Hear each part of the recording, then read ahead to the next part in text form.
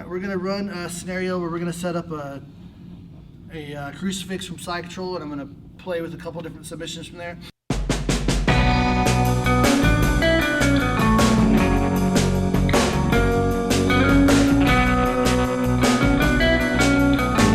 Now, an intelligent grappler, or somebody who's a little bit more aware, they're going to try to maintain frames as much as possible when I'm in side control, so they can use that to create space and hopefully improve their position.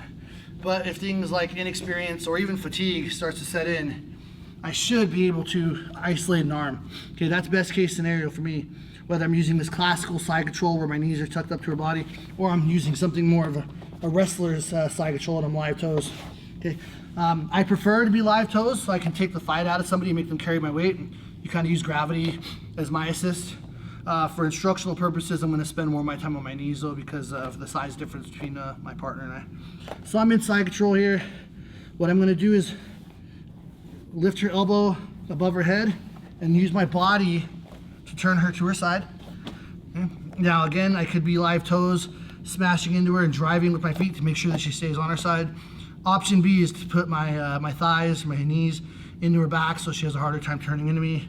The hand that is behind her head is going to post near the elbow, not near the armpit, because at the armpit she can close that arm in and make my attack less effective. So I'm posting up here. Okay, first submission, pretty easy one. I'm actually just going to face lock her by taking my palm and putting it right at the bridge of her teeth, just below her nose. So I might be getting the tip of her nose and the top of her teeth. As I'm pushing in, you'll see that I'm going to extend this arm straight to put pressure from the back of her head, pushing her face into my palm. Okay, really simple. Okay. She doesn't have a lot of options to defend it. Okay. I could also smother her if I needed to, but this is probably going to get the quick kill. Okay. Option B now is going to be a neck crank face lock, or more of a neck crank, not a face lock, I'm sorry. I'm going to actually hug the back of her head and try to turn her face into my chest, bringing her ear to her sternum. Okay. I can use this arm as an assist by straightening it out. Okay. She's uncomfortable there. Okay. So I have face lock, neck crank. Okay.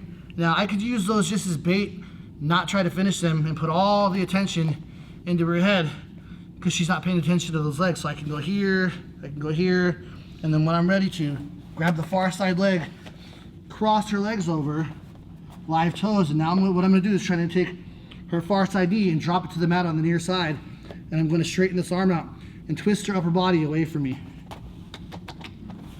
for a twisting crucifix. One more time. Face lock. That crank. Okay. Grab the legs. Pull them across. I'm weaving my hand between her legs as they're crossed. And I kind of just wring her out there.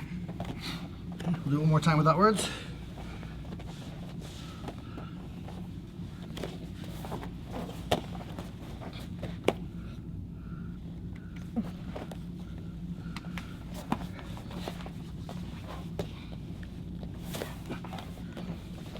There you go.